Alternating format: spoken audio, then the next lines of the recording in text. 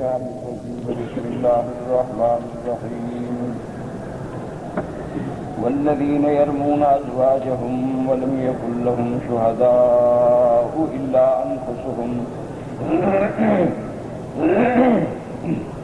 فشهادة أحدهم 4 شهادات بالله إنه لمن الصادقين والخامسة اللعنة الله عليه إن كان من الكاذبين ويدرأ عنها العذاب أن تشهد 4 شهادات بالله إنه لمن الكاذبين والخامسة أن غضب الله عليها إن كان من الصادقين ولولا فضل الله عليكم ورحمته وأن الله تواب حكيم. قال المؤلف والمفسر رحمه الله تعالى عذاب النفع بعلومه وعلومكم في الدارين آمين. إلى أن قال هذه الآية الكريمة فيها فرج للأزواج وزيادة مخرج إذا قذف أحدهم زوجته وتعسر عليه إقامة البينة أن يلعنها كما أمر الله عز وجل وهو أن يحضرها إذا الإمام يدعى عليها بما رماها به فيحلف الحاكم 4 شهادات لله في مقابلة 4 شهداء إنه لمن الصادقين أي فيما رماها به من الزنا. المفسر رحمۃ اللہ علیہ ان آیات کریمہ کی تفسیر بیان فرماتے ہیں کہ ان آیات میں اللہ تبارک و تعالی نے خاوند کے لیے رستہ نکالا، رحمت فرمائی۔ اس کی وجہ یہ ہے کہ پہلا قانون جو آپ پڑھ چکے ہیں، اگر کوئی آدمی کسی مسلمان عاقلہ بالغہ حرہ عفیفہ پر زنا کی تہمت لگائے اور گواہ نہ ہوں تو اس کو 80 کوڑے حد لگے گی کہ اس نے جھوٹی تہمت کیوں لگائی۔ یہ مسئلہ تو حل ہو سکتا ہے کہ یا ثابت کرے گا تو عورت سے زنا کی حد لگے گی، ثابت نہیں کرے گا تو اس تہمت لگانے والے کو 80 کوڑا حد لگے گی جھوٹی تہمت لگانے کی۔ اب جو مشکل مسئلہ تھا وہ یہ تھا کہ اگر خدا نہ کرے کوئی آدمی اپنی بیوی کے ساتھ یہ عمل ہوتا ہوا دیکھے تو اب اس کے لیے تو بہت بڑی مشکل ہو گئی۔ یا تو وہ 4 گواہ پیدا کرے، ایک تو ہے یعنی 3 اور لے آئے۔ گواہ پیدا کرنا وہ آسان تو نہیں ہے کہ 1 منٹ میں آدمی گواہ پیدا کر دے۔ گواہ پیدا نہ کرے اور آ کے حاکم کو شکایت کرے تو اپنی بیوی پہ جھوٹی تہمت لگانے کا 80 کوڑا کھائے۔ اچھا، اور اگر چپ کر جائے، چلو بھی نہ تہمت لگائے نہ گواہ ثابت کرے تو پھر اس زانیہ عورت کے ساتھ زندگی کیسے گزارے؟ وہ تو اپنی آنکھوں سے دیکھ چکا ہے نا، ایک مسئلہ گواہ نہیں ہے لیکن وہ تو دیکھ چکا ہے۔ تو اب ایک شریف آدمی جو ہے وہ اپنے گھر میں اس قسم کی بدکردار عورت جس کا گناہ اپنی آنکھوں سے دیکھ چکا ہے، اس کے ساتھ زندگی کیسے گزارے؟ تو یہ ایک بہت بڑی مشکل تھی۔ اللہ تبارک و تعالی نے قرآن مقدس کی یہ آیات نازل فرما کر اس مشکل کا حل فرما دیا کہ اگر کوئی بندہ اپنی بیوی پہ زنا کی تہمت لگاتا ہے، اگر گواہ ہیں تو عورت پہ حد زنا لگے گی، اگر گواہ نہیں ہیں تو اب اس کے ساتھ ملاعنہ ہوگا۔ ملاعنے کا معنی یہ ہوتا ہے کہ حاکم وقت جو ہے میاں بیوی دونوں کو حاضر کرے گا اور پھر خاوند سے پوچھے گا کہ کیا تم دعویٰ کرتے ہو کہ تم نے اپنی آنکھوں کے ساتھ یہ عمل بیوی کے ساتھ ہوتا ہوا دیکھا ہے؟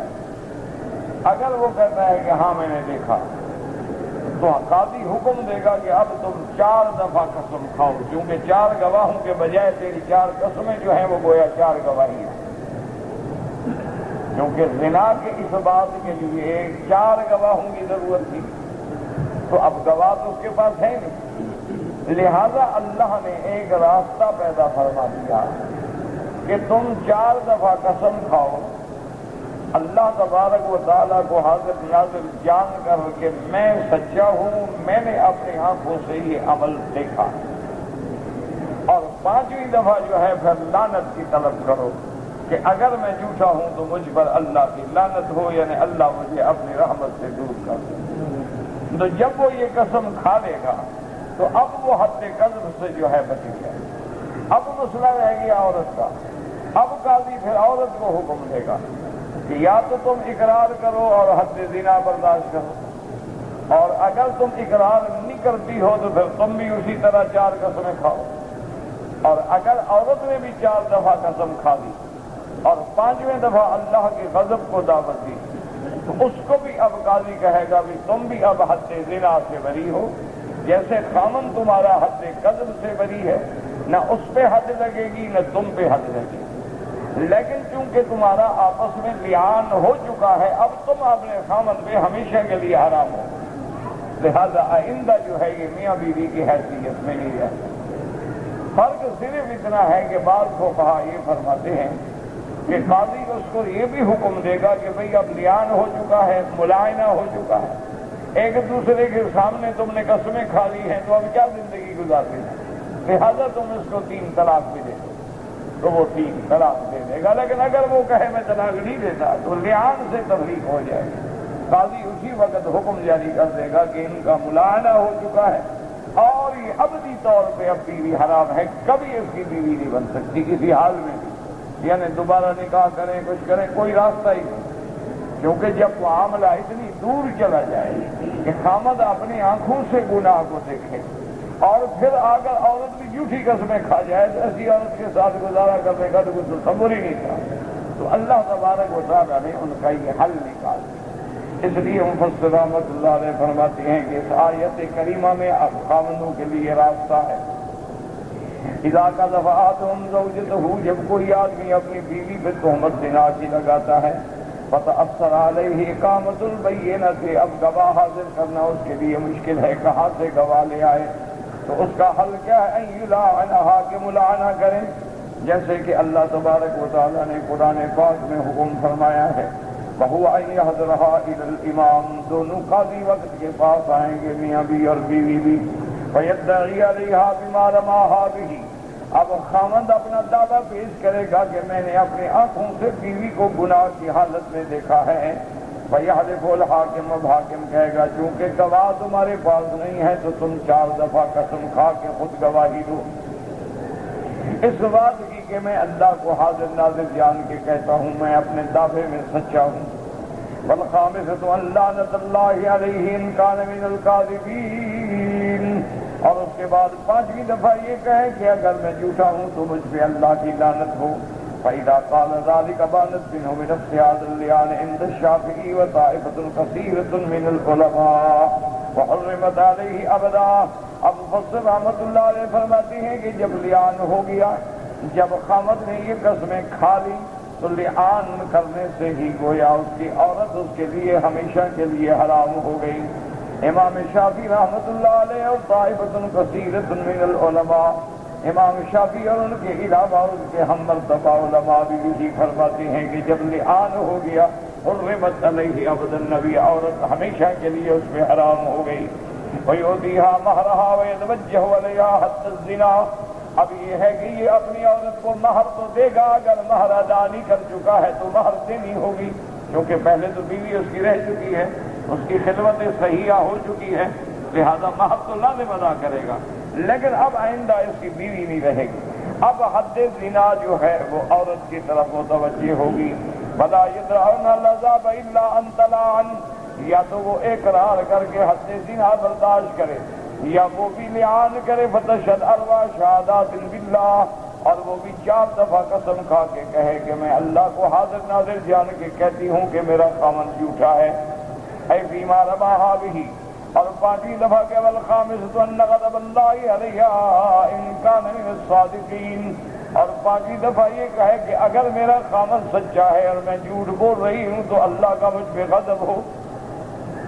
ولہذا قال تبارک و تعالی وَيَدْرَأُ عَنْهَا الْعَذَابُ، یعنی عذاب حد والا جو ہے وہ دفع ہو جائے گا۔ کیسے دفع ہوگا؟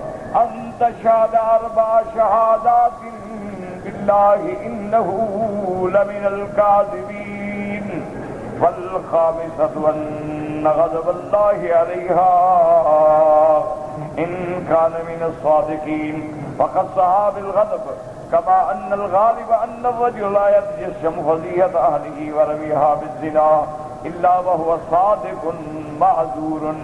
عورت کے لیے پانچویں دفعہ یہ کہے گی اگر اس میں میں جھوٹی ہوں تو اللہ کا مجھ پہ غضب ہو، کیونکہ وجہ یہ ہے کہ کوئی خامند، کوئی غیرت والا باحیا خامند کبھی اپنی بیوی پہ جھوٹی زنا کی تہمت نہیں لگاتا۔ کون کہتا ہے اللہ معاف کرے اپنی بیوی کے بارے میں کون کہے؟ تو معنی یہ ہے کہ اگر اس نے کہا ہے تو وہ سچا ہے۔ وَهِيَ تَعْلَمُ صِدْقَهُ فِيمَا رَمَاهَا بِهِ، وَلِهَذَا كَانَتِ الْخَامِسَةُ فِي حَقِّهَا أَنَّ غَضَبَ اللَّهِ عَلَيْهَا، وَالْمَغْضُوبُ عَلَيْهِ هُوَ الَّذِي يَعْلَمُ الْحَقَّ ثُمَّ يُحِيدُ عَنْهُ۔ لفظ غضب کیوں استعمال ہوا ہے؟ مرد کی طرف سے تو لفظ لعنت کا استعمال تھا، لیکن عورت کی جانب سے عورت کہے گی کہ اگر میں جھوٹی ہوں تو اللہ کا غضب ہو، کیونکہ لفظ مغضوب جو ہے وہ دلالت کرتا ہے کہ بندہ جاننے کے باوجود حق کا انکار کرے۔ تو عورت جانتی تو ہے کہ میرا خامد سچا ہے، وہ صحیح قسمیں کھا رہا ہے لیکن پھر بھی قسم کھا رہی ہے، اس لیے غضب کی مستحق۔ ثم ذكر تعالى رأفته بخلقه ولطفه بهم فيما شرع لهم من الخرج والمخرج من شدة ما يكون بهم من الضيق۔ اب اس کے بعد اللہ تبارک و تعالیٰ فرماتے ہیں کہ مسلمان اس حکم کے بعد جس تنگی میں تھے، جس مصیبت میں تھے، اللہ نے ان کے لیے راستہ نکال دیا کہ وہ حد سے بچ گئے لعان ہونے کے بعد، اور اس کے بعد میاں اور بیوی کی بھی ہمیشہ کے لیے تفریق ہو گئی۔ فرمایا وَلَوْلَا فَضْلُ اللَّهِ عَلَيْكُمْ وَرَحْمَتُهُ وَأَنَّ اللَّهَ تَوَّابٌ حَكِيمٌ۔ وَلَوْلَا فَضْلُ اللَّهِ عَلَيْكُمْ وَرَحْمَتُهُ لَخَرَجْتُمْ وَشَقَّ عَلَيْكُمْ كَثِيرٌ مِّنْ أُمُورِكُمْ۔ اللہ نے فرمایا اگر میرا فضل اور میری رحمت نہ ہوتی تو تم بہت سارے معاملات میں مشقت میں پڑ جاتے۔ وَأَنَّ اللَّهَ تَوَّابٌ عَلَىٰ عِبَادِهِ، اور اللہ اپنے بندوں کی توبہ قبول کرنے والے ہیں۔ اس طرف اشارہ ہے کہ اگر بیان کر چکے ہو، اگر جھوٹی قسمیں کھا بیٹھے ہو تو پھر بھی اللہ کی رحمت سے مایوس نہ ہوں، ابھی توبہ کا دروازہ کھلا ہے۔ توبہ کر کے اپنے اللہ کو منانے کی کوشش کرو تاکہ جہنم کے عذاب سے بچ جاؤ۔ فَإِنْ كَانَ ذَلِكَ بَعْدَ الْحَلْفِ وَالْأَيْمَانِ الْمُغَلَّظَةِ، چاہے تم نے بہت بڑی سخت قسمیں کھائی ہیں اگر جھوٹی بھی ہے، لیکن جب تک کہ سورج مغرب سے طلوع نہیں ہوگا توبہ کا دروازہ کھلا ہوا ہے۔ آدمی جتنے گناہ کرے اور پھر سچے دل سے اللہ کے دروازے پہ توبہ کرے تو اللہ توبہ قبول فرمانے والے۔ اس لیے حضور پاک نے فرمایا کلنا خطاؤون وخیر الخطائین التوابون۔ میرے آقا نے فرمایا ہم سب لوگ جو ہیں بہت گناہ کرنے والے ہیں، لیکن اللہ تبارک و تعالیٰ بھی ہماری گناہوں پر توبہ قبول فرمانے والے ہیں۔ اور یاد رکھو جتنا بڑا گناہگار ہو جب توبہ کرتا ہے تو اللہ خوش ہوتے ہیں جیسے اللہ کوئی لائق ہے اس کی شان کے مطابق۔ حدیث میں آتا ہے اللہ افرح بتوبۃ عبد، اللہ تبارک و تعالیٰ کما یلیق بشانہ، اپنے بندے کی توبہ پہ خوش ہوتے۔ جب بندہ توبہ کرتا ہے اللہ فرماتے ہیں ملائکۃ فاشہدوا، میرے ملائکہ میرے فرشتہ آؤ دیکھو گواہ ہو جاؤ، ان عبدی علم ان لہ رب سیغفر الذنوب، میرے بندے کو بھی پتہ چل گیا ہے کہ میں جتنا گناہگار ہوں لیکن میرا مالک بھی مجھے بخشنے کے لیے تیار ہے، اس لیے تو توبہ کر رہا۔ جب بندہ توبہ کر لیتا ہے اللہ پاک فرماتی ہیں میں نے تیرے سارے گناہ معاف کر دیے۔ التائب من الذنب کمن لا ذنب لہ، اور جب بندہ گناہ سے توبہ کرتا ہے تو گویا اس گناہ سے ہمیشہ کے لیے بچ گیا۔ اللہ تبارک و تعالیٰ فرشتوں کو حکم دیتے ہیں کہ اس کے گناہوں کی فہرست میں صرف یہ نہیں کہ توبہ لکھو کہ میں نے معاف کر دیا، بلکہ مٹا دو تاکہ یاد ہی نہ رہے، فرشتوں کی نظر بھی نہ پڑے میں نے بندے کو معاف کر دیا۔ اللہ اپنے بندوں پہ ایسا فضل فرماتے ہیں، شرط یہ ہے کہ توبہ کرو، شرط یہ ہے کہ اللہ کے دروازے پہ آ جاؤ. 1000 بار اگر توبہ شکستی بادا، اس لیے بزرگ کہتی ہیں اگر 1000 بار بھی توبہ توڑ بیٹھے ہو تو پھر بھی توبہ کرو، کیونکہ ابھی دروازہ کھلا ہے رحمت کا، ابھی توبہ کا دروازہ بند نہیں ہوا. وَأَنَّ حَكِيمٌ فِيمَا يَشْتَهُ وَيَأْمُرُ بِهِ وَفِيمَا يَنْهَى عَنْهُ. اللہ تبارک و تعالی حکمت والے ہیں، جو بھی حکم فرماتے ہیں اس میں اللہ کی حکمتیں ہیں، جو بھی اللہ نے اوامر فرمائے، نواہی فرمائے، شرائع بیان فرمائے، حکمتیں ہیں بندوں کے لیے. وقد ورد الاحاديث مقتضى الامر بهذه الايه وذكر سبب نزولها وفيما نزلت فيه من الصحابه. اب مفسر احمد اللہ نے فرماتے ہیں کہ اس آیت کے بارے میں کہ سبب نزول کیا ہے، کس واقعے کے سبب پہ یہ قرآن کی آیات نازل ہوئی ہیں. قال الامام احمد حدثنا یزید قال اخبرنا عباد بن منصور عن اکرمۃ عن ابن عباس قال لما نزلت والذين يرمون المحصنات ثم لم يأتوا ب4 شهداء فاجلدوهم 80 جلدة ولا تقبلوا لهم شهادة أبدا أولئك هم الفاسقون. جب یہ آیت اتری کہ جو لوگ کسی پاک بیوی پہ تہمت لگائیں پھر گواہ 4 نہ لا سکیں تو ان کو 80 کوڑا مارو جھوٹی تہمت لگانے کا، اور ہمیشہ کے لیے یہ مردود شہادہ ہے، اس کی شہادت بھی قبول نہ کرو چونکہ اس نے فاسقوں والا کام کیا ہے. قال سعد بن عبادہ وهو سید الانصار رضی اللہ تعالی عنہ. حضرت سعد بن عبادہ رضی اللہ تعالی عنہ یہ انصار کے سردار ہیں. حضور کی خدمت میں آیا ہاکذا انزلت یا رسول اللہ، فقال رسول اللہ یا معاشر الانصار ويقول سیدکم وقال یا رسول اللہ لا تظلموا فإنه رجل غیور واللہ ما تزوج امرأة قط الا بکرا وما طلق امرأة قط فاجترى رجل منا ان يتزوجها من شدة غیرته. جب یہ آیت اتری تو حضرت سعد بن عبادہ نے آ کے پوچھا کہ یا رسول اللہ اسی طرح یہ حکم آیا ہے؟ تو یہ تو بڑا یعنی سخت حکم ہے. حضور غصے میں آ گئے، اپنے فرمایا انصار دیکھو کیا کہہ رہا ہے تمہارا سردار، یعنی اللہ کا نبی قرآن سنا رہے کہتے ہیں ایسے ہوتا ہے، یعنی نعوذ باللہ اس میں شبہ ہے.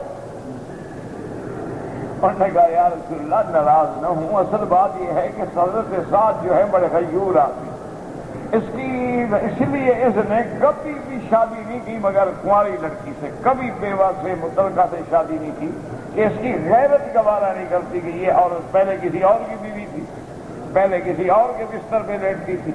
تو یہ غیور آدمی ہے. اور اس نے اگر کبھی اپنی بیوی کو طلاق دی ہے تو ہمارا قبیلہ ڈر کے مارے اس عورت سے بھی شادی نہیں کرتا کہ کہیں غیرت میں آ کے یہ جھگڑا نہ کر لے. تو یہ غیور آدمی ہے، اس لیے لفظ کہہ بیٹھا ہے نعوذ باللہ. آپ کی ذات پہ کس کو شک ہو سکتا ہے؟ اور اس کے بعد فرماتے وقال سعد واللہ یا رسول اللہ صلی اللہ علیہ وسلم انی لأعلم انها لحق وانها من اللہ. حضرت صاحب نے فوراً کہا یا رسول اللہ مجھے اللہ کی قسم ہے میں جانتا ہوں یہ حق ہے، میرا ایمان ہے یہ آیت اسی طرح اتری ہے، لیکن ولكنی قد تعجبت انی لو وجدت لك ان قد تفقدها رجل لم يكن لي ان اهيجه ولا احركه حتى آتی ب4 شهداء. یا رسول اللہ مجھے تو تعجب اس بات پہ ہوا کہ اگر کوئی بدبخت یعنی آوارہ، لقا کہتے ہیں آوارہ آدمی، قد تفقدها کہ وہ کسی عورت کی ٹانگوں کے درمیان میں بیٹھا ہو تو میں خامد ہو کے نہ تو اس کو ماروں نہ اٹھاؤں بلکہ گواہ ڈھونڈنے جاؤں. مجھے سمجھ نہیں آئی یہ بات. یا رسول اللہ میری غیرت گوارا نہیں کہ اگر ایک آدمی آئے اپنی بیوی کے ساتھ زنا ہو رہا ہے وہ پہلے جائے گواہ بلائے، جب تک گواہ بلائے گا وہ تو بھاگ جائے. اچھا اور اس کو کچھ نہ کہے چھوڑ دے، اگر گواہ نہ ملے تو اب تہمت لگانے کا 80 کوڑا کھائے. اس لیے مجھے تعجب ہوا کہ اللہ کا حکم ہے اس میں حکمت. اس کے بعد جناب فرماتے ہیں فواللہ انی لآتی بہم حتی یقضی حاجتہ. یا رسول اللہ اگر میں 4 گواہ بلانے کے لیے جاؤں تو میں جب تک 4 گواہ بلا کے آؤں گا وہ تو اپنا کام کر کے چلا جائے گا، تو فائدہ کیا ہوا گواہ لانے کا. فقال ہمارے رسول اللہ یسیرن، تھوڑی دیر گزری کہ حتی جا ہلال بن امیہ وہو احد الثلاثہ الذین دیب علیہم، تھوڑی دیر گزری کہ حضرت ہلال بن امیہ حاضر ہوئے۔ اچھا یہ اس کے رشتہ دار ہیں حضرت سعد کے، اور یہ وہ لوگ ہیں جو پیچھے رہ گئے تھے غزوے میں اور جن کی توبہ اللہ نے قبول فرمائی۔ حضرت ہلال بن امیہ آ گئے، فجاء من ارضه شاء فوجد عند اهله رجلا فرآ بعینیہ وسمع باذنیہ فلم یہیجہ حتی اصبح۔ اب کہتی ہیں کہ وہ جب اپنی زمین سے رات کو عشاء کو واپس آئے، انہوں نے دیکھا کہ اس کی بیوی کے پاس ایک آدمی ہے، تو انہوں نے اپنی آنکھوں سے دیکھا، ان کی باتیں بھی سنی، لیکن اب وہ کیا کریں، اب گواہ ہے کر تو سن سکتے، شریعت کا کیا حکم ہے۔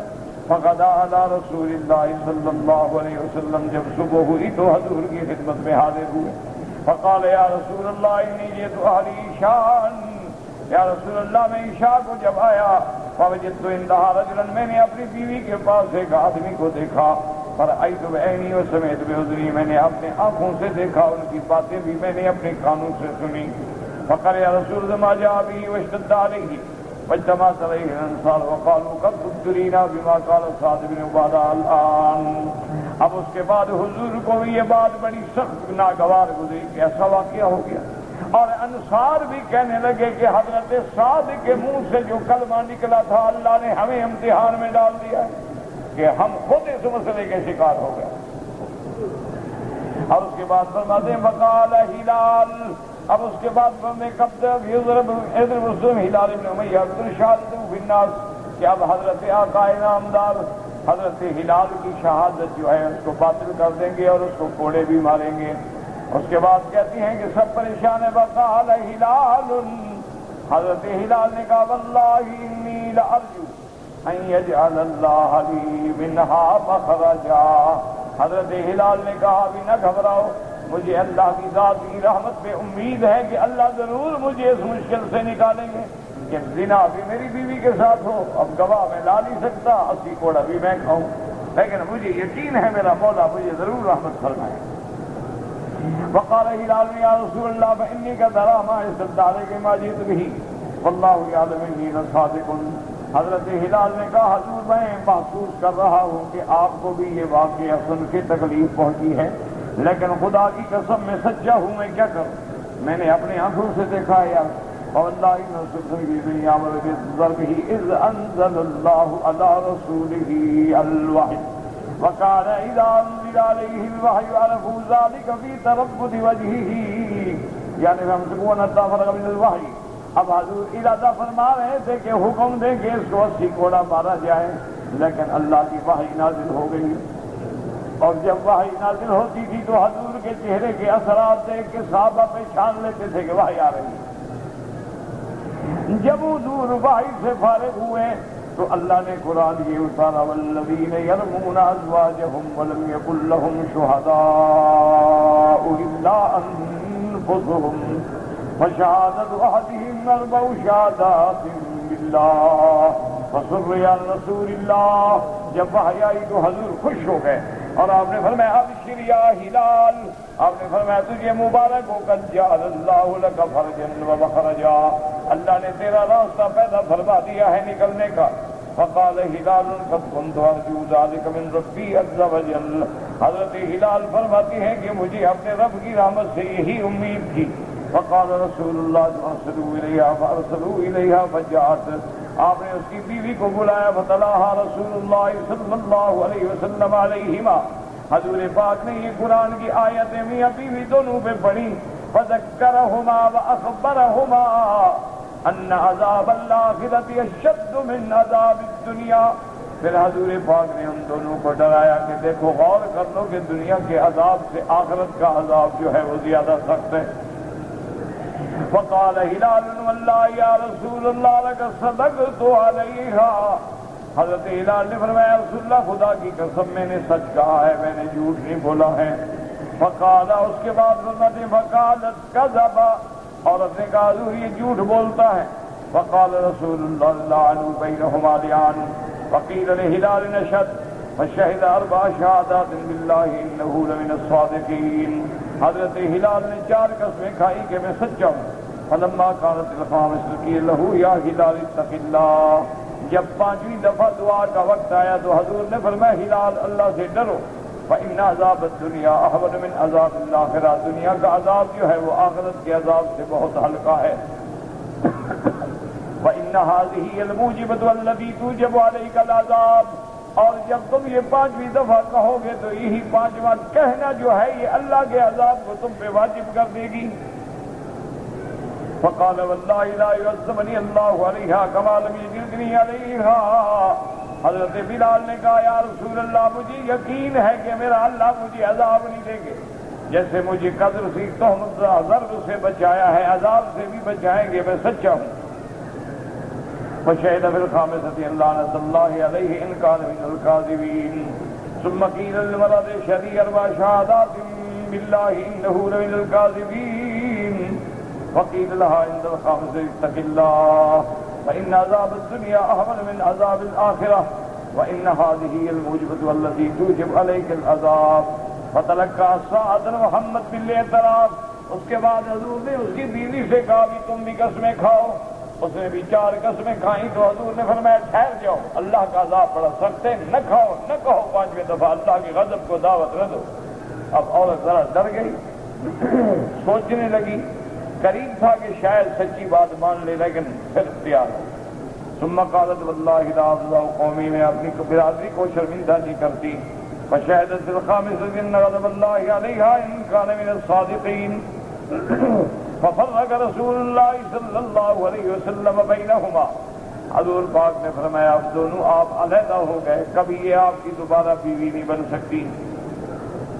وقضى ألا يدعي ولدها لأب ولا يرمي ولدها، آپ نے فرمایا اب جو بچہ پیدا ہوگا وہ اپنے حضرت ہلال کو باپ نہیں کہے گا، اور نہ تم اس بچے کو کہنا کہ ولد الزنا ہے فلاں ہے، جو ہوا تو قصور تو بڑوں کا ہے نا، بچے کا کیا قصور ہے۔ ومن رماها او رما ولدها فعليه الحد، اور جس آدمی نے اس بچے کو کہا کہ تم ولد الزنا ہو تو پھر اس پہ بھی ہم حد جاری کریں گے۔ وقضى ألا بيت لها عليه فلا قوت لها من أجل أنهما يفترقان من غير الطلاق ولا وفي عنها، اور حضور نے یہ فیصلہ بھی فرما دیا کہ اب وہاں یہ عورت نہ رہے گی نہ خرچے دینے کی حقدار ہے، کیونکہ ان میں تفریق ہوئی ہے، یہ طلاق تو نہیں ہے، اور نہ خامد مر گیا ہے کہ یہ عدت گزارے گی، بلکہ یہ تو ابدی طور پہ تحریم ہو گئی ہے۔ قال ان جاد به اصحب قریشا ہمش الساقین وهو الهلال، وان جاد به اورق جعدا جماليا خضر الساقین سابق الالیتین وهو الذي رميت به، اور اس کے بعد آپ نے فرمایا کہ اگر وہ بچہ پیدا ہو، اس صحب کہتے ہیں کہ بالکل شوخ پتلا سا ہو، اور ایسے ہم پتلی ٹانگوں والا، اور ایسے کہتے ہیں کہ صاف رنگ والا، پھر تو وہ ہلال کا ہوگا۔ اور اگر وہ آئے ایسے مربع ہو، جعدن اس کے بال گھنگریالے ہوں، اور اس خضر الساقین اور بجلیاں بھری ہوئی ہوں، سابق الالیتین اور الیتین جو ہیں یہ بھی بھرے ہوئے ہوں، تو سمجھ لینا یہ اس آدمی کا بیٹا ہے جس کے ساتھ تہمت لگائی گئی۔ فجعد به اورق جعد جماليا خضر الساقین سابق الالیتین، فقال رسول اللہ لولا الایمان لکان لی ولها شان، اب جب بچہ پیدا ہوا تو بالکل اسی زانی کی شکل تھا۔ حضور نے فرمایا اگر یہ قسمیں نہ کھا چکی ہوتی تو خدا کی قسم میں اس کو ایسی سزا دیتا کہ دنیا کے لیے عبرت بن جاتی، لیکن قسم کھا چکی، اب اللہ کا حکم اعلان ہو چکا ہے بس۔ قال اكرم كان بعد ذلك اميرا على مصر وكان يدعى لامه ولا يدعى لاب، رواه ابو داود حسن بن علي ان يزيد بن هارون به نحو مختصرا۔ حضرت اکرمہ فرماتے ہیں کہ خدا کی شان دیکھو کہ یہی لڑکا، یعنی جو اپنے باپ سے نہیں پیدا ہوا دوسرے سے پیدا ہوا، ایک وقت آیا کہ مصر کا یہ حاکم بھی بنا، مصر پر حکومت بھی کی، اس نے امیر بھی بنا مصر کا۔ یہ اللہ کی شان ہے، اللہ جس کو دے۔ اسی لیے ہارون الرشید کے زمانے میں جب ہارون الرشید بادشاہ بنا تو اس نے مصر پہ ایک ایسے آدمی کو حاکم بنایا جو بالکل غلام تھا اور کالا تھا اور بالکل بے وقوف تھا، کم عقل، یعنی اس کی بے وقوفی کا یہ عالم ہے کہ نہر سویز میں پانی نہ آیا اور مسلمانوں کی فصل جو تھی وہ پانی کے نہ ہونے کی وجہ سے تباہ ہو گئی، تو وہ لوگ شکایت لے کے گئے بادشاہ کے پاس، امیر کے پاس، مصر کے والی کے پاس کہ جی مہربانی کریں، ہمارے فصل برباد ہو گئے ہیں، لہذا سرکاری مالیہ آبیانہ جو ہے ہمیں معاف کر دیا جائے۔ انہوں نے کہا کیا بات؟ نے کہا جی کپاس کاشت کی تھی، پانی ملا نہیں ہے، وہ سب کی سب جل گئی۔ نے کہا بڑے بدبخت ہو، تم نے اون کاشت کیوں نہیں کی؟ کپاس کیوں کاشت کی تم؟ یعنی اس بدبخت کو یہ پتا نہیں کہ اون تو جانور سے اترتی ہے، زمین میں تھوڑی کاشت ہوتی ہے۔ تو انہوں نے کہا کہ کپاس کے بجائے تم نے اون کاشت کیوں نہیں؟ تو ایک آدمی نے ہارون الرشید سے کہا، اس نے کہا ہارون الرشید آپ بھی عجیب آدمی ہیں، ایسے آدمی کو آپ نے بادشاہ بنایا ہے۔ اس نے کہا یار میں نے قسم کھائی تھی کہ مجھے اگر اللہ نے بادشاہی دی نا تو میں ان پہ ایک ایسا جاہل بناؤں گا بادشاہ، چونکہ یہاں خدائی کا دعویٰ کرنے والے پیدا ہوئے تو میں ان پہ جاہل بٹھاؤں۔ تو میں نے ایک قسم کھائی تھی، میں نے پوری کر دی ہے، اب میں اس کو ہٹا دوں۔ تو یہ اتفاقات ہیں اور تاریخ میں ہوتے رہتے ہیں۔ تو بہرحال اب مسئلہ یہ ہو گیا کہ اگر میاں بیوی میں یہ واقعہ ہو جائے تو ان میں لیان ہوگا۔ اگر میں نے جھوٹی حضرت تہمت لگائی تو حد قذف آ جائے۔ اگر دونوں قسمیں کھا لیں تو دونوں میں تفریق ہو جائے گی، وہ بیوی جو ہے خاوند کے لیے ہمیشہ کے لیے حرام۔ واللہ اعلم۔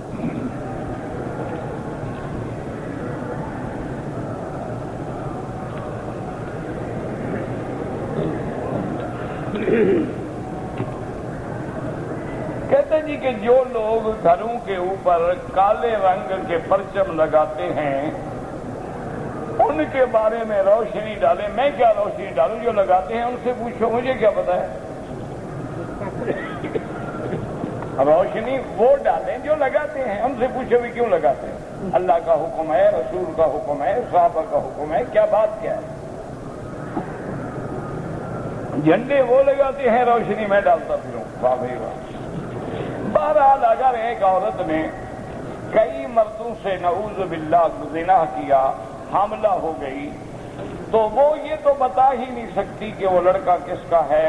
بہرحال نہ بتا سکے، زنا تو ثابت ہے نا، اگر اسلامی حکم ہے تو حد لگے گی۔ نہ بتائے کس کا ہے کس کا نہیں، اس کی شکل بتائے گی، ڈی این اے ٹیسٹ بتائے گا کہ کس کا ہے، کسی کا بھی ہو، ہے تو زنا کا نا ہے۔ اور وہ کلمہ قرآن پڑھتی ہے، لیکن جب سے حرم میں آئی ہے اس کو ڈر ہے، یہ بھی نیکی کی بات ہے، کوئی خوف کی بات نہیں ہے۔ جو اللہ والے لوگ ہوتے ہیں، جن کے دل میں ایمان ہے، جن کے دل میں احترام ہے، وہ تو کعبے پہ آتے ہوئے کانپتے ہیں، ڈرتے ہیں کہ میں اتنے بڑے مقدس مقام پہ آ گیا، میں تو اس لائق نہیں تھا۔ یہ کوئی بری بات نہیں، اچھی بات ہے، کوئی ڈرنے کی بات نہیں، کوئی خوف کی بات نہیں، کوئی گھبرانے کی بات نہیں۔ علاج یہ ہے کہ 7 دفعہ سورۃ فاتحہ پڑھ کر زمزم پہ خود دم کر لیں یا کسی پانی پہ دم کر لیں۔ زمزم بغیر دم کے بھی پئیں تو شفا ہے۔ اور آخری صورتیں جو ہیں قل اعوذ برب الفلق اور قل اعوذ برب الناس، یہ بھی ہر نماز کے بعد 7 دفعہ پڑھ کے دم کرے، اپنے ہاتھوں پہ بدن پہ پھیرے۔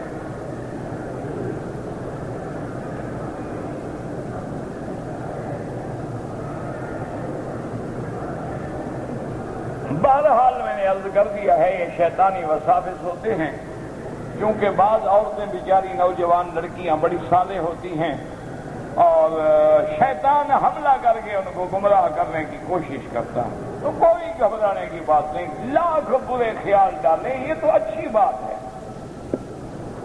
ایک آدمی حضرت علی کی خدمت میں آئے رضی اللہ تعالی عنہ اور کہا کہ حضرت میں جب نماز پڑھتا ہوں اللہ معاف کرے اللہ معاف کرے، مجھے ایسے گندے گندے خیال آتے ہیں خدا کے خلاف، نبی کے خلاف۔ تو حضرت علی نے دیکھا، فرمایا اچھا تم اس مرتبے پہ پہنچ گئے ہو؟ اس نے کہا حضرت مرتبہ کیا؟ اس نے کہا خدا کے بندے اگر تیرے اندر ایمان نہ ہو تو شیطان ڈاکہ مارنے آئے کیوں؟ جن کے دل ایمان سے خالی ہے مجالے شیطان ان کو وسوسہ ڈالے، وہ بڑے آرام سے نماز پڑھ کے چلے جائیں گے۔ جن کے دل میں خشیت ہے، خوف خدا ہے، اللہ کا ڈر ہے، وہی ڈاکہ مارے گا نا چور۔ میں نے کہا ماشاءاللہ یہ تو بڑے مرتبے کی بات، کوئی بات نہیں۔ اور پھر یاد رکھو جو خیالات زبردستی آتے ہیں وہ اللہ نے معاف کر دیا ہے، جب ہم سے پوچھا ہی نہیں جائے گا تو ہم کیوں ڈریں؟ آنے دو، آتے رہیں۔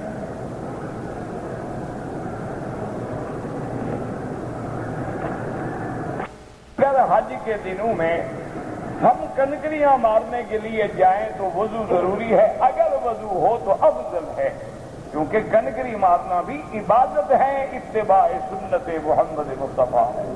کنکری مارنا کو مذاق نہیں، مخول نہیں، نہ وہاں بھی شیطان بندہ ہوا کھڑا ہے، ہم تو اتباع سنت محمد مصطفیٰ کر رہے ہیں، تو اس لیے اگر وضو ہے تو افضل ہے، نہ ہو تو کنکری مارنا جائز ہے، لیکن افضل یہ ہے کہ وضو ہو تاکہ کنکری کے بعد وہ دعا مانگے جو سنت محمد مصطفیٰ ہے۔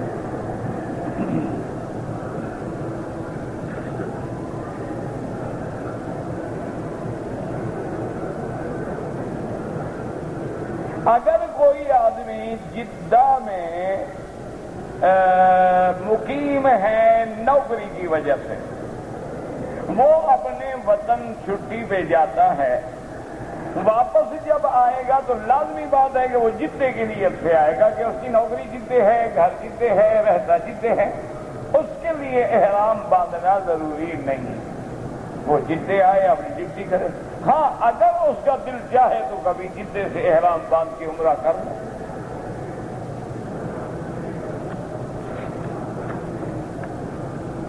شب معراج کے بارے میں یاد رکھیں کہ بزرگان دین کے اقوال تو کتابوں میں ملتے ہیں، لیکن کسی صحیح حدیث مبارک سے روشنی نہیں پڑتی کہ 15 شعبان کی رات جو ہے وہ لیلۃ البراء ہے، شب برات ہے، اس میں رزق لکھا جاتا ہے، پڑھایا جاتا ہے، کم کیا جاتا ہے، اور اسی لیے بعض لوگ کہہ دیتے ہیں نا کہ انا انزلناہ فی لیلۃ مبارکۃ انا کنا منذرین فیہا یفرق کل امر حکیم، تو اس لیلہ مبارکہ سے مراد لیلۃ القدر کی رات ہے، نہ کہ 15 شعبان کی رات ہے۔ حضرت ابن عباس نے وضاحت فرمائی ہے کہ لیلۃ المبارکہ ای لیلۃ القدر۔ اسی طرح حافظ ابن کثیر رحمۃ اللہ علیہ نے تمام بڑے بڑے ائمہ اور علماء مفسرین کے قول نقل فرمائے ہیں کہ حضرت ضحاک، حضرت سدی، حضرت اکرمہ سب یہ فرماتے ہیں کہ 15 شعبان کی رات میں نہ رزق لکھے جاتے ہیں، نہ فرشتوں کو کوئی کشف سپرد کی جاتی ہے، اور نہ اللہ کے رسول نے یا صحابہ نے کو خاص اس رات عبادت کرنے کا حکم دیا ہے۔ اصل میں لیلۃ المبارکہ سے مراد لیلۃ القدر ہے، لیکن بعض بزرگان دین، اولیاء اللہ اور عباد اللہ الصالحین سے اس رات کے فضائل ہیں۔ ویسے بھی شعبان کا مہینہ جو ہے بڑی فضیلتوں والا مہینہ ہے، اسی لیے جب شعبان آتا تھا تو رحمت دو عالم ہمیشہ دعا فرماتے تھے اللہم بلغنا رمضان کما بلغتنا شعبان، کہ یا اللہ جیسے تو نے ہمیں شعبان نصیب کیا ہے رمضان بھی نصیب فرما۔ اور شعبان کے مہینے میں میرے آقا بہت زیادہ نفلی روزے رکھتے تھے، حتیٰ کہ آپ کی ازواج مطہرات فرماتی ہیں کہ ہمارے رمضان کے جو روزے قضا ہو جاتے تھے وہ ہم شعبان میں ادا کرتے تھے، کیونکہ حضور روزے کے ساتھ ہوتے تھے، تو حضور رمضان کے آنے سے پہلے رمضان کے استقبال کے لیے نفلی روزے رکھنا شروع کر دیتے تھے تاکہ طبیعت میں عادت بھی ہو جائے اور استقبال رمضان بھی ہو جائے۔ آپ شعبان میں جتنی مرضی آئے عبادت کریں، لیکن کوئی خاص حکم ہو قرآن حدیث میں وہ ہمیں آج تک نہیں ملا کسی صحیح حدیث مبارک میں۔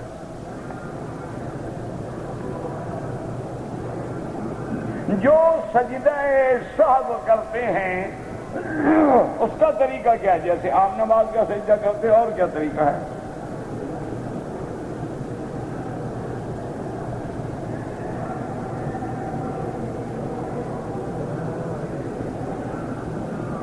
میری بیٹی بیچاری جل گئی گیس سلنڈر سے، اللہ تبارک و تعالیٰ اس کے حال پہ رحم فرمائے، اللہ مسلمانوں کو، ہر مسلمان کی بچی پہ رحم کرے۔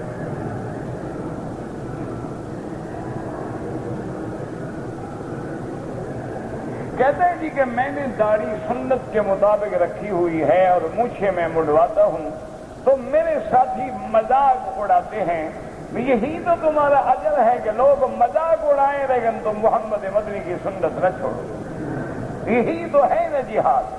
حضور نے فرمایا کہ ایک وقت آئے گا میری سنت پہ عمل کرنا ایسے مشکل ہوگا جیسے کوئی انگارے کو ہاتھ میں پکڑے، تو آج وہی وقت آ گیا ہے کہ داڑھی مڈانے والا معزز ہے اور داڑھی رکھنے والا جو ہے وہ حقیر ہے. نعوذ باللہ ثم نعوذ باللہ ولا نقول الا لا حول ولا قوت الا باللہ العلی العظیم. باقی جو ہے مونچھیں منڈانے کا حکم بھی حضور نے دیا ہے. آپ نے فرمایا اوف اللحى وقص الشوارب کہ داڑھی بڑھاؤ اور مونچھیں منڈاؤ. اور ایک بات یاد رکھو، جو لوگ داڑھی کی مذاق اڑاتے ہیں وہ اپنے ایمان کی تجدید کریں اور نکاح بھی دوبارہ کریں، وہ کافر ہو جاتے ہیں. ایک ہے داڑھی نہ رکھنا، ایک ہے داڑھی کی مذاق اڑانا یا اعتراض کرنا، وہ تو محمد مصطفیٰ کی سنت میں اعتراض ہے. اور سنت رسول پہ اعتراض کرنے والا کافر ہو جاتا ہے. جب کافر ہو گیا نکاح خود بخود ختم ہو گیا. نہیں یعنی تم نے ایک مذاق سمجھا ہوا ہے داڑھی کو. یعنی اگر ایک فوجی اپنی ڈیوٹی پہ بغیر وردی کے چلا جائے، ایک ماتحت فوجی اپنے سینئر کو سلوٹ نہ کرے تو سزا ہو جاتی ہے. تو محمد مصطفیٰ کی وردی سے مذاق اڑاؤ. خدا کا خوف کرو، اللہ سے ڈرو. یہ تو لباس نبوی ہے اور یہ تو تہذیب محمدی ہے. اگر نہیں رکھتے ہو تمہیں اعتراض کا کیا حق ہے؟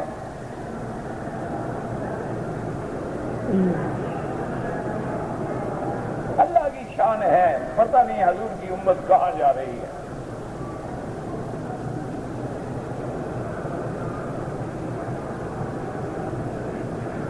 اسلامی ملکوں میں جا کے دیکھیں کہ گانے آزاد ہیں، تھیٹر آزاد ہیں، مجرے آزاد ہیں اور نیو ایئر آزاد ہیں، لیکن مسجدیں بند ہیں، مدرسے بند ہیں، تقریریں بند ہیں. کیا کہہ سکتے؟ دعا کرو اللہ ہدایت دے. بس انا للہ و انا الیہ راجعون.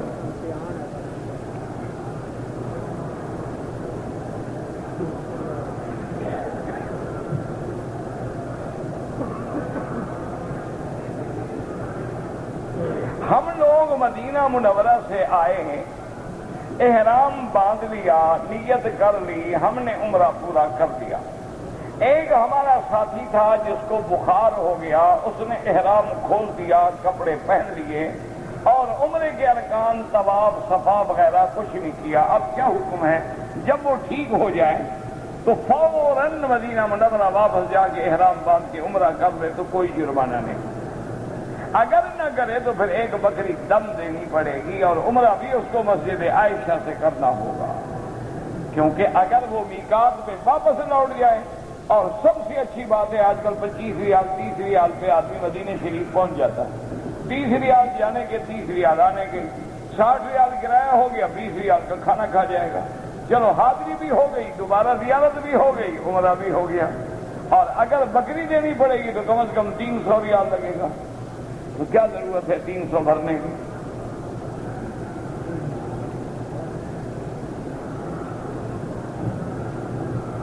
کہتے جی کہ سر میں جو بال مشین سے لگائے جاتے ہیں وہ کس جگہ ہے؟ میرا دکان ہے نا. یہ بھی شریعت کا مسئلہ ہے کہ تمہارے بال لگانے کے لیے مشین بھی مولوی بکی ڈھونڈے. مجھے گنجا کرنے والی مشین تو ہے میرے پاس، لگانے والی نہیں. گنجا ہونا ہو تو شاہ کے بعد حرم کے باہر آ جاؤ، 1 منٹ میں ٹھیک کر دیں گے. البتہ لگانے والی مشین کوئی اور مولوی ڈھونڈو جس کو لگانا آتا. یہ مولویوں کے پاس ہوتی ہے. انا للہ و انا الیہ راجعون. اللہ ہدایت سے کیا کہ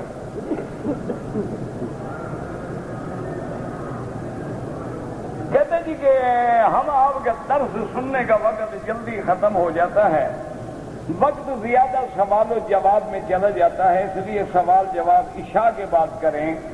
اچھی بات ہے لیکن دعا کریں. میری ایک تو طبیعت ٹھیک نہیں، کچھ گھر میں تکلیف ہے، اللہ شفا عطا فرما دے. تو مجھے تو خوشی ہے، اچھی بات ہے. آپ نے جو اچھی بات ہے وہ میں قبول کرتا ہوں نا. آپ ایسی بات پوچھیں جو میرے ساتھ تعلق ہی نہیں رکھتی.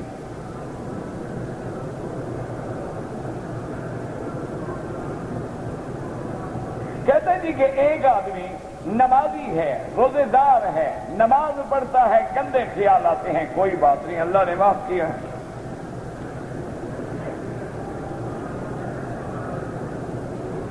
عمرے کے بعد صفا مروہ کی ہے، صفا مروہ دوڑنے کے بعد میں نے نفل نہیں پڑھے تو کوئی ضروری نہیں، تو خود تو کہہ رہے ہو نفل، وہ نفل ہے ہی نہیں، وہ پڑھنا ضروری نہیں۔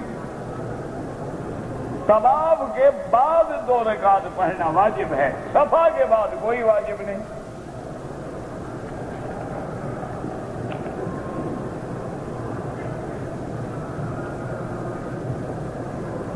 کہتے جی کہ ہمارے گھر کے باہر کوئی آدمی اپنا چند دنوں کا بچہ پھینک دیا، ہم نے اس بچے کو پالا ہے، پوسا ہے، بیٹا بنا لیا، تو اب اس کا باپ جو ہے، تم اس کے باپ نہیں بن سکتے، اس کا باپ تو وہی ہے اللہ کے ہاں جو تھا، لیکن اس کو کوئی نام دے دیں کوئی بات نہیں، لیکن اصل باپ اللہ کے ہاں وہی رہے گا جو تھا۔ لیکن کیا پتا وہ زانی تھا یا نکاح والا تھا، اللہ کو پتا۔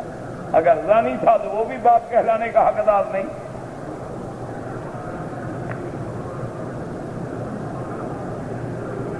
حالت احرام میں حجر اسود کو بوسہ دینا، بھئی بوسہ دینا سنت ہے، لیکن جو کتابوں میں لکھا ہے وہ سمجھو کہ حالت احرام میں خوشبو لگانا منع ہے، اور حجر اسود پہ بعض لوگ آ کے عطر لگا دیتے ہیں، اور آپ نے فوراً بوسہ دیا اور عطر آپ کے منہ کو لگ گیا، دم دینی پڑ جائے گی۔ اس لیے احتیاط ہوتی ہے کہ حالت احرام میں آدمی اشارہ کر لے، بوسہ نہ دے، ممکن ہے کہ تازہ عطر لگا ہوا ہو، تو اس لیے ورنہ تو بوسہ دینا جائز ہے۔ اچھا خوشبو آ رہی ہے لیکن عطر کوئی نہیں ہے، بالکل بوسہ دو۔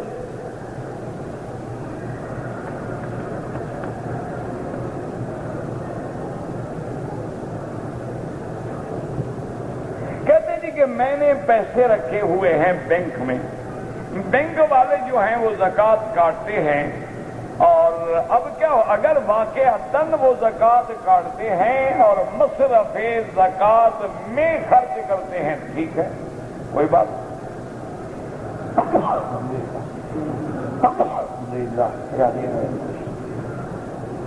اور اگر وہ لوگ لیتے ہیں لیکن آگے صحیح مصرف میں خرچ نہیں کرتے ہیں تو زکوٰۃ ادا نہیں ہوگی، آپ کو الگ دینی پڑے گی۔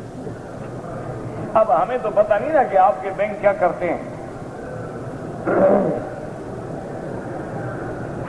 میں نے قسم کھائی تھی کہ جب تک ایک آدمی سے کہ تم مجھے وہ چیز نہیں دو گے تو میں تمہیں قرضہ نہیں دوں گا، لیکن میں دے بیٹھا تو 10 مسکینوں کو 2 وقت کا کھانا کھلاؤ، قسم کا کفارہ ادا کرو۔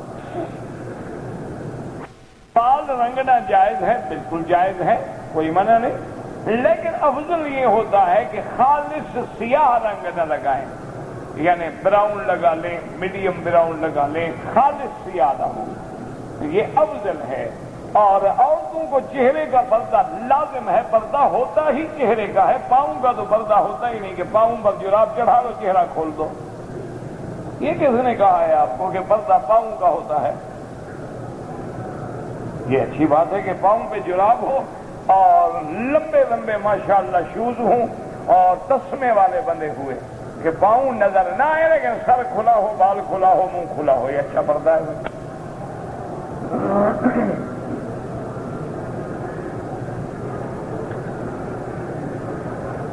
آدمی پاکستان سے عمرہ کر کے مدینہ چلا گیا، واپسی پر دونوں نے احرام نہیں باندھا، مکہ آگے کیوں نہیں باندھا؟ کیا عذر تھا؟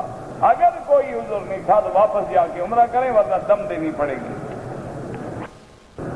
اگر ایک عورت ہے وہ حیض روکنے کی گولیاں کھا رہی ہے لیکن اس کو کچھ دھبے سے لگے ہیں، اس کے بعد پھر بلیڈنگ ہوئی یا نہیں ہوئی، بند ہو گئی تو ٹھیک ہے، غسل کرے، نماز پڑھے اپنے، اور اگر خون جاری ہو گیا تو مانا حیض شروع ہو گیا۔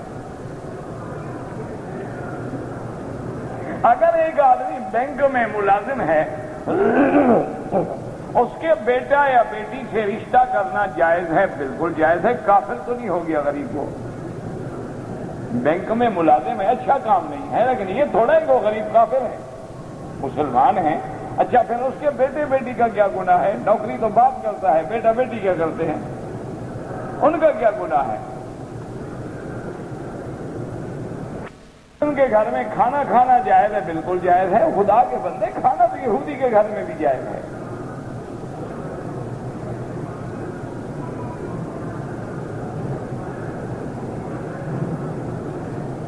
ایک بات یاد رکھو کہ ملازم جو تنخواہ لیتا ہے وہ سود نہیں ہوتا۔ شرعاً یہ چاہیے کہ ایسے اداروں میں نوکری نہ کرو۔ جو ادارے سودی کام کرتے ہیں، جوئے کا کام کرتے ہیں، زنا کے اڈے چلاتے ہیں، شراب بیچتے ہیں، خنزیر کا گوشت بیچتے ہیں، ایسے لوگوں کی نوکری کرنا حرام۔ ورنہ یہ تو اپنے وقت کی اجرت لیتا ہے، یہ تھوڑا جوا کھیل رہا ہے، یہ تھوڑا بیچارہ سود لے رہا ہے۔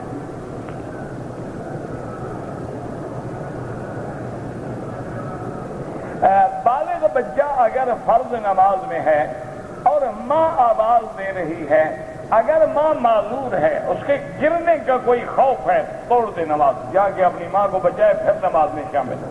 اگر ویسے بلاتی رہتی ہے آدمی اور بوڑھی ہو جائے تو وہ تو ایسے ہی بلاتی رہتی ہے، اس کو پتہ ہے کہ کوئی خوف خطرہ نہیں ہے، ویسے ماں کو عادت ہے چیختی رہتی ہے، پھر اپنی نماز پوری کرے۔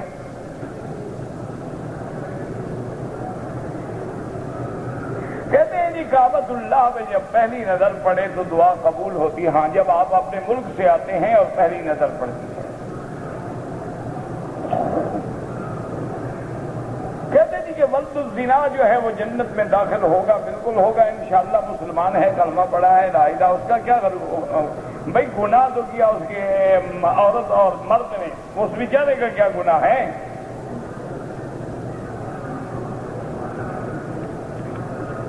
کون سا لباس سنت کے مطابق استعمال کریں؟ بابا لباس شریعت میں سب جائز ہے، صرف ریشمی نہ ہو اور ایسا لباس نہ ہو جس سے کافروں کے ساتھ تشبہ ہوتا ہو۔ باقی شلوار پہنو، چادر پہنو، لمبا کرتا پہنو، چھوٹا کرتا، سب جائز۔ زمزم کا پانی کھڑے ہو کے پیے نہیں، بیٹھ کے پیے، لیکن اگر کھڑے ہو کے پیا جائے تو جائز ہے۔ دوسرا پانی کھڑے ہو کے پینا جائز نہیں ہے۔ یہ مانا نہیں کہ جب بھی زمزم آئے کھڑے ہو جاؤ، پیر آئے تو کھڑے ہو جاؤ، زمزم آئے تو کھڑے ہو جاؤ۔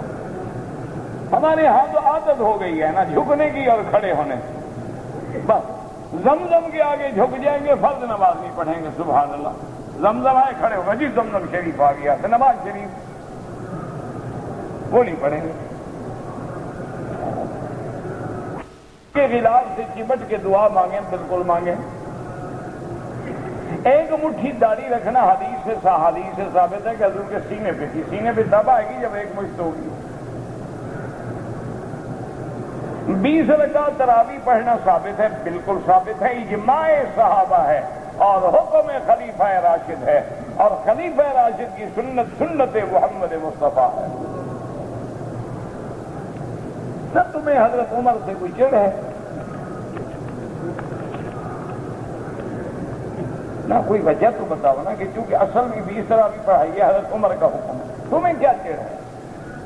ہم نے تو کبھی 8 پہ انکار نہیں کیا، تم 20 کا آخر انکار کیوں کرتے ہو؟ تمہیں حضرت عمر سے غصہ ہے؟ انا للہ و انا الیہ۔ یاد رکھو 8 پڑھے گا، 12 پڑھے گا، 13 پڑھے گا، لیکن جب 20 پڑھے گا تو ساری حدیثوں پہ عمل ہو جائے گا۔ اگر 8 پڑھے گا تو 12 والی، 13 والی، 20 والی حدیثیں تو چھوڑ دے گا۔ جو ساری حدیثوں پہ عمل کرے وہ حدیث پہ عمل نہیں کرتا، جو ایک پہ کرے وہ عمل کر رہا ہے۔ اب عقل کا کوئی علاج ہے دنیا میں؟ دیکھو نا، اب ظہر سے پہلے 2 رکعت بھی حدیث میں موجود ہے، 4 بھی موجود ہے۔ ہمیں آنکھوں پر جب حدیث رسول آ جائے، آمنا باللہ، خلاص انتہا۔ اچھا اگر 4 رکعت پڑھے گا تو دونوں حدیثوں پہ عمل ہو گیا کہ نہیں ہو گیا؟ 4 والی پر بھی اور 2۔ اچھا صرف 2 پڑھے گا تو 4 والی حدیث تو رہ گئی نا۔ تو جو دونوں حدیثوں پہ عمل کر رہے کہتے ہیں یہ حدیث پہ عمل نہیں کرتا، یہ تو حنفی ہے۔ اچھی بات ہے، تم ایک پہ کرو تو ٹھیک ہے، جو 2 حدیثوں پہ عمل کریں وہ نہیں کرتے۔ اللہ ہدایت دے بس۔ حضرت امیر معاویہ اور حضرت علی کی جنگ جو ہے کس بات پہ ہوئی تھی؟ دشمنوں نے کرائی تھی، دشمن لڑا دیتے ہیں، بھائیوں کو لڑا دیتے ہیں، باپ بیٹے کو لڑا دیتے ہیں، دونوں کا کوئی گناہ نہیں، دشمن نے لڑا دیا، کوئی غلطی پہ نہیں، لیکن حق حضرت علی کے ساتھ تھا۔ حضرت معاویہ کو چاہیے تھا کہ وہ حضرت علی کی اطاعت فرما لیتے، لیکن اللہ نے دونوں کو معاف کر دیا کہ دونوں اصحاب رسول ہیں، رضی اللہ عنہم ورضوا عنہ، اللہ نے معاف کر دیا، تم نے ابھی تک معاف نہیں کیا۔ اس کا کوئی علاج ہے کسی کا؟ اللہ کہتا ہے میں ان سے راضی ہو گیا لیکن تو راضی نہیں ہوا، ماشاء اللہ۔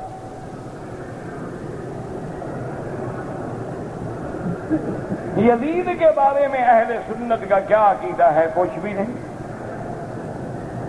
یہی لکھا ہے کہ اس کو بارے میں کچھ نہ کہو، کیونکہ یزید پتہ کون ہے، کس کا بیٹا ہے؟ معاویہ کا۔ معاویہ کس کا بیٹا ہے؟ ابی سفیان کا۔ ابی سفیان کس کا بیٹا ہے؟ عبد المطلب کا۔ حضرت حسین کس کے بیٹے ہیں؟ علی کے۔ علی کس کے بیٹے ہیں؟ ابی طالب کے۔ ابی طالب کس کے بیٹے ہیں؟ وہ تو رشتے دار ہیں، تم کون ہو جھگڑے میں پڑنے والے؟ اور بابا ان کی تو برادری ہے، وہ ایک دوسرے کو معاف کر چکے ہوں، تم اپنی عاقبت کیوں خراب کرتے ہو؟ حضرت امام مالک کو جب کوڑے مارے گئے تو بادشاہ کے بعد جو ان کا بیٹا بادشاہ بنا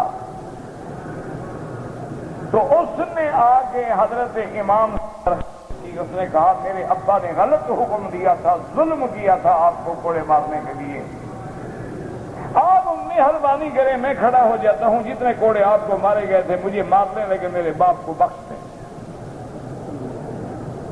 وہ بھی بادشاہ تھا لیکن شاگرد تھا حضرت کا، اور حضرت نے فرمایا جب مجھے کوڑا مارا جاتا تھا میں اسی وقت تیرے باپ کو معاف کر دیتا تھا کہ وہ آل رسول میں تھا۔ میں نے کہا میں نبی کی اولاد سے بدلہ نہیں لیتا۔ امام معاف کر سکتا ہے یار، تو حضرت حسین تو بڑا کریم سخی آدمی ہے۔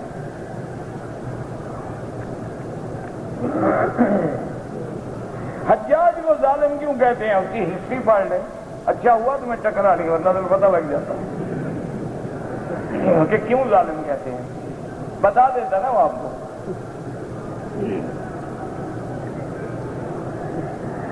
کہتے جی کہ مجھے آپ کے ملک کی جماعتوں کا کوئی پتہ نہیں ہے کہ کون سی جماعت کیسے ہے، کوئی کیا ہے، میں تو الحمدللہ یہاں رہتا ہوں، مجھے کیا پتہ ہے جماعتوں کا۔ آپ حضور اپنی قبر میں زندہ ہیں، ہر نبی اپنی قبر میں زندہ ہے، اور حضور تو امام الانبیاء ہیں۔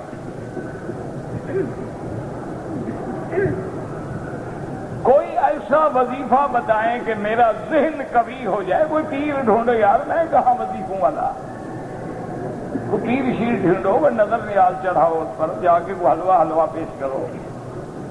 ہم تو خود طالب العلم ہیں، ہمیں تو یہی وظیفہ آتا ہے، قرآن پڑھو، استغفار پڑھو، اسماء اللہ الحسنہ پڑھ کے دعا مانگو۔ یہاں والے لوگ جو ہیں وہ کس امام کی فقہ پہ؟ امام احمد ابن حنبل رحمۃ اللہ علیہ۔ بیت اللہ کی تعمیر کتنے دفعہ ہوئی ہے؟ آپ کتاب لے لیں تاریخ مکہ للازرقی، ایک ہی آدمی ہے، سارے سوال وہی لکھ رہا ہے، فارغ بیٹھا ہوا ہے لکھ رہا ہے، کیا کرے آپ؟ بعض فدق کے مسئلے پہ روشنی ڈالیں، قیامت میں انشاءاللہ بی بی فاطمہ سے پوچھ لینا۔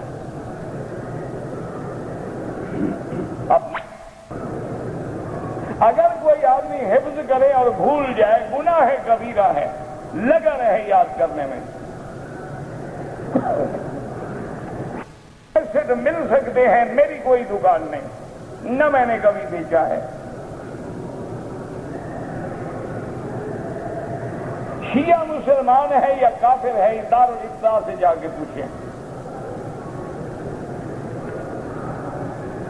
سبز پگڑی حضور نے باندھی ہے، حضور نے کبھی نہیں باندھی، آپ نے سفید باندھی ہے یا سیاہ باندھی ہے؟ جو حضور کو ہر جگہ حاضر نادر مانے وہ کافر ہو جاتا ہے۔ حضور کا نام لے کے انگوٹھے چومنا خالص بدعت ہے، سنت ہے درود پڑھو۔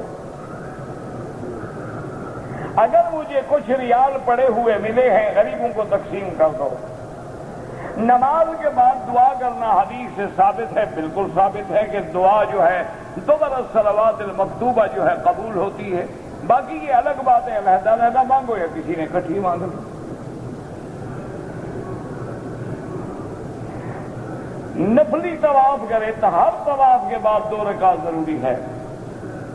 دعا کی قبولیت کا وقت کون سا ہے؟ جب اللہ چاہے، ورنہ آخر اللیل جو ہے رات کا آخری حصہ زیادہ بہتر ہے۔ حضور کی زیارت کا شوق ہے، اتباع سنت کریں اور درود پاک زیادہ پڑھیں۔ جتنا درود زیادہ پڑھو گے اتنا قرب حاصل ہوگا۔ اگر احرام کی حالت میں عورت کے چہرے پہ کپڑا لگ جائے کوئی حرج نہیں۔ دم کہاں دینا پڑے گا؟ یہاں منڈی میں جہاں بکریاں ملتی ہیں۔ حج میں اگر کوئی آدمی اپنے حج کو فاسد کر دے، طواف زیارت سے پہلے بیوی سے جمع کر دے تو اونٹ دینا پڑتا ہے۔ دوران طواف ہم کیا پڑھیں؟ سبحان اللہ والحمدللہ لا الہ الا اللہ اللہ اکبر وللہ الحمد۔ اگر ایک آدمی نے بال کٹوا دیے، دوبارہ عمرہ کرے، بال ہوں یا نہ ہوں، ہر عمرے کے بعد اس طرح پھروانا پڑے گا۔ کہ مجھے کسی نے کہا کہ مولوی قاسم صاحب اور رشید احمد صاحب امداد السب یہ مشرک، اللہ ہدایت دے کہنے والے کو۔ جن لوگوں نے ساری زندگی توحید کے لیے کام کیا وہ مشرک ہیں۔ انا للہ و انا الیہ راجعون۔